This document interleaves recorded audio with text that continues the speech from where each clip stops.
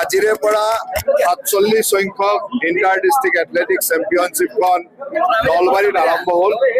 আজি অসমৰ মহামহিম ৰাজ্যপাল লক্ষ্মণ প্ৰসাদ আচাৰ্য ডাঙৰীয়াই এই প্ৰতিযোগিতাখনি উদ্বোধন কৰিলে। আপোনালোক সকলোৱে দেখিছে যে মহামহিম ৰাজ্যপাল ডাঙৰীয়াই উদ্বোধনীৰ পিছতে ইয়াত এক উৎসৱমুখৰ পৰিৱেশ আৰম্ভ হৈছে। মই আশা ৰাখিছোঁ যে আগন্তুক ৩টা দিন অসমৰ সকলো অঞ্চলৰ পৰা অহা প্ৰায় ১১৫০ খেলুৱৈ খুব সুন্দৰভাৱে এই প্ৰতিযোগিতাখনত অংশগ্ৰহণ কৰিব। অসমৰ ডিমা হাছাওক বাদ দি আটাইকেইখন জিলা ইয়াত উপস্থিত হৈছে। তাৰ লগে লগে NF ৰেলৱে বা আমাৰ অন্যান্য যিবিলাক আসাম পুলিচকে আদি কৰি সকলোৱে ইয়াত উপস্থিত হৈছে। গতিকে ৪১টা ইউনিটে ইয়াত অংশগ্ৰহণ কৰিব আৰু ৪১টা ইউনিটৰ অংশগ্ৰহণ প্ৰায় ১১৫০ গৰাকী খেলুৱৈৰ অংশগ্ৰহণ। তাৰ লগে লগে অফিচিয়েল অন্যান্য সকলো টেকনিকেল পাৰ্চনকে লৈ প্ৰায় ১৫০০তকৈ অধিক ক্ৰীড়া সংগঠকৰ দ্বাৰা এই খেল তিনিদিন ধৰি পৰিচালিত হ'ব। আৰু এই ৩ দিনত আমি ভাবোঁ যে বহুত নতুন সম্ভাৱনাময় খেলুৱৈ আমি ইয়াৰ পৰা লক্ষ্য কৰিব পাৰিম। আপোনালোকে জানে যে এই ষ্টেডিয়ামতে আমি এখন আসাম এথলেটিক একাডেমি এখন কৰি ৰাখিছোঁ, যাৰ কাৰণে আমি খেলুৱৈ নিৰ্বাচনো এই ইণ্টাৰ ডিষ্ট্ৰিক্টৰ পৰাই কৰিম। এই ইণ্টাৰ ডিষ্ট্ৰিক্টৰ ভাল খেলুৱৈসকলক আমি যিটো আৱাসিক এথলেটিক একাডেমি কৰিব খুজিছোঁ, এই এথলেটিক একাডেমিৰ কাৰণেও আমি এটা টীম নিৰ্বাচন কৰিম আৰু ভাল কোচৰ দ্বাৰা কি ধৰণে তেখেতসকলৰ ভৱিষ্যতত ভাল খেলুৱৈ হিচাপে গঢ় দিব পাৰোঁ তাৰ কামো আমি ইয়াতে কৰিম। গতিকে মই সকলোকে ধন্যবাদ দিছোঁ।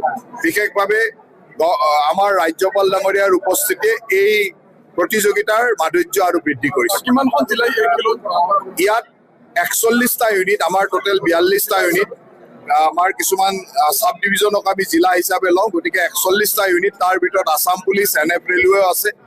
কেৱল ডিমা হাছাও জিলাক বাদ দি সকলোৱে আজি ইয়াত উপস্থিত আছে আৰু ১১৪০ গৰাকী খেলুৱৈ আছে আৰু বাকী টেকনিকেল ষ্টাফ বা অন্যান্য মানুহলৈ প্ৰায় ১৬০০ ক্ৰীড়া সংগঠকৰ দ্বাৰা এই প্ৰতিযোগিতা চলিব আৰু অহা ৩ দিন চলিব, ২৪, ২৫, ২৬। ৭৫০তকৈ অধিক ল'ৰা আছে আৰু ৪৫০ ছোৱালী হ'ব। গতিকে এই ধৰণে গোটেইখিনি আহিছে। উজনি অসমত যিহেতু বানপানী বৃদ্ধি পাইছে,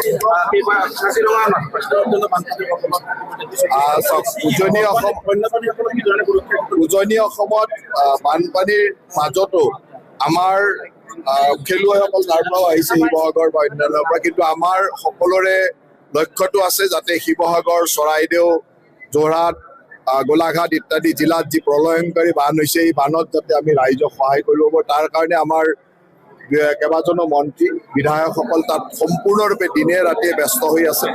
কাজিৰঙা অভয়াৰণ্যৰো কিছু অঞ্চলত বান আহিছে, কিন্তু তেনেকুৱা নহয় যে অত্যাধিক বান নহয়। যিখিনি বান আচলতে কাজিৰঙা অভয়াৰণ্যত একেবাৰে বান নহ'লেও, পানী নহ'লেও অভয়াৰণ্যখনৰ বায়'ডাইভাৰ্চিটি ৰক্ষা নপৰে।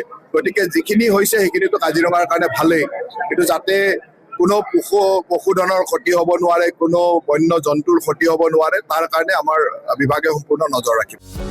যিকোনো খবৰৰ বাবে যোগাযোগ কৰক আমাৰ এই নম্বৰত 9181 307 2221।